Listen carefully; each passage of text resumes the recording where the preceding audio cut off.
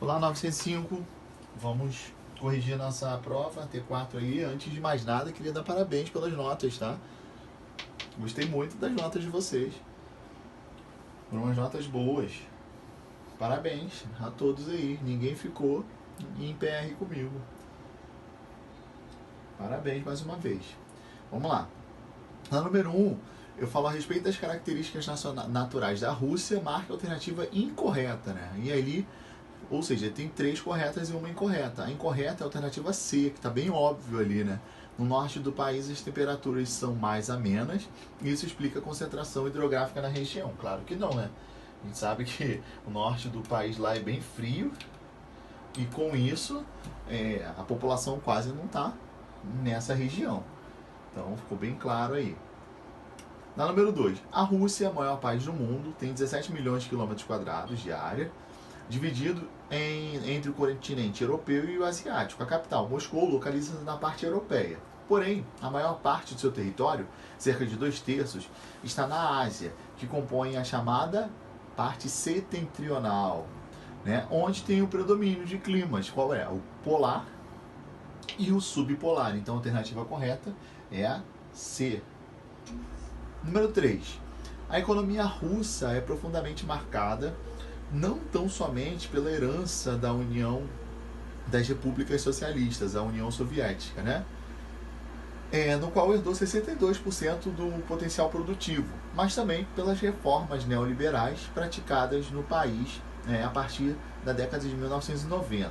A principal característica da economia russa é a profunda interdependência e integração com os demais países integrantes da CEI, que é a Comunidade de Estados Independentes, que é formado pela maioria das antigas repúblicas soviéticas, né? Sobre as características econômicas, assinale a alternativa correta, ou seja, sobre a parte econômica da Rússia, qual é a alternativa que mais se encaixa aí, né?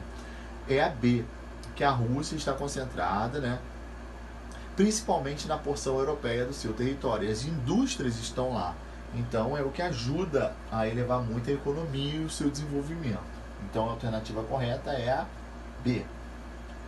Número 4. A CEI é um bloco integrado pela Rússia e as antigas nações da União das Repúblicas Socialistas Soviéticas. No entanto, 3 países da extinta União Soviética optaram em não entrar na CEI, né? Qual é esses países? Falei várias vezes na aula, né? Letônia, Lituânia e Estônia. Alternativa A. Número 5. Assinale as afirmativas sobre as características da CEI, marcando a parte verdadeiro ou falso. Será colocar aqui do lado para você saber qual que era a verdadeira. Então, o primeiro ponto. A CEI é um bloco formado consequentemente, a desagregação da URSS, visto que os novos países tinham vários laços econômicos e militares uns com os outros. Isso é verdadeiro. Os países bálticos, apesar de terem sido anexados à União Soviética em 1940, nunca fizeram parte da Comunidade de Estados Independentes após obterem a sua independência. Isso é correto? Sim. Com a fragmentação da União Soviética, vários problemas persistiram nos novos países, além do surgimento de outros. Os principais são os conflitos étnicos e também os movimentos separatistas. Também correto. Então a alternativa correta é a A. Todas elas estão corretas. Beleza? Número 6. Considerando as afirmações sobre a Revolução Russa em 1917. Falei no início, né? Lá da nossa aula. E seus desdobramentos. Quais seriam as alternativas que a gente pode dizer que são corretas? É a 1 e 3. Após a chamada Revolução de Fevereiro, em 1917, a abdicação de Czar Nicolau II, né, segundo, foi instaurado um regime parlamentar liberal. Mais tarde, removido pela Revolução Bolchevique, né, em outubro do mesmo ano. A gente falou tanto sobre isso, né? E nos grandes expurgos, na década de 1930, muitos dos velhos bolcheviques, antigos revolucionários aliados de Lenin, foram removidos do poder e executados a mando de Joseph Stalin. Então, a alternativa correta é a 1 e a 3. A 2 está errada. Então, a alternativa D.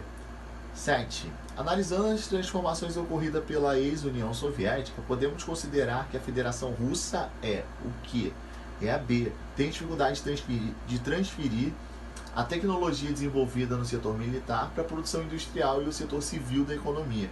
Eu falei sobre os problemas que a Rússia viveu, né, por conta do socialismo e passando para o capitalismo. Então aí teve vários problemas. Quando falam do setor militar, eles não sabem diferenciar muito, voltando para a economia do país, né, principalmente na parte industrial. É um sério problema até os dias de hoje. Número 8. Sobre a perestroika, né? É entendida por um processo de transformação global do sistema socialista da antiga União Soviética. Considerando esse processo uma transformação, é correto afirmar o quê? Sobre a perestroika, a gente vê a glasnost, né? Que é uma abertura democrática, né? Que abriu caminho para a reforma do Estado, para discussões ideológicas e assegurou as transformações básicas da economia soviética. Isso aí vocês poderiam até embolar um pouquinho. Mas se eu falei de perestroika, vocês têm que entender que houve a glasnost nesse período, beleza? Então a alternativa correta é a C. Número 9. Com as medidas da perestroika e da glasnost, aí eu repetindo de novo, ó, a União Soviética pretendia o quê? A um só tempo? Resolver a crise econômica e demonstrar a transparência política da população. Lembra que eu falei sobre o meio econômico e a transparência política que não ocorriam? Glasnost e perestroika entrou justamente por conta disso no período lá do fim da União Soviética, né, pelo Mikhail Gorbachev.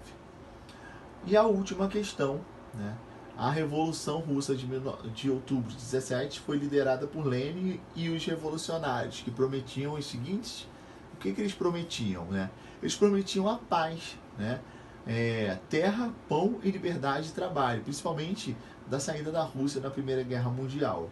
Eu falei sobre essa revolução aí bastante, então a alternativa correta seria a D, beleza?